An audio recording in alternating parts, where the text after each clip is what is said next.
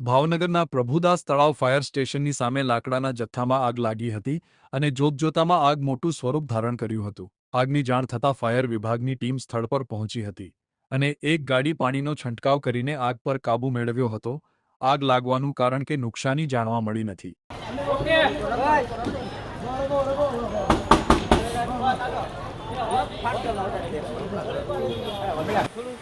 ના ના બપોરે બઠ્ઠો કર્યો પછી તો અમે અહીંથી જોયું પાછું એમ તો બીજા લાઈટ કરી ને મોબાઈલ ને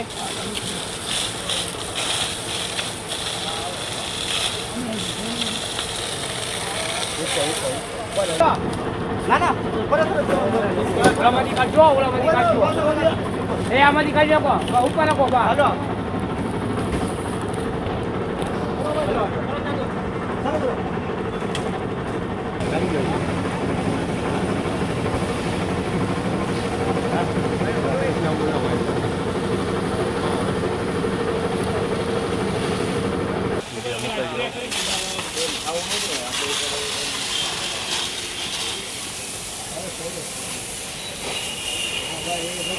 હું કુવારો મારતો વિડીયો કરું છું.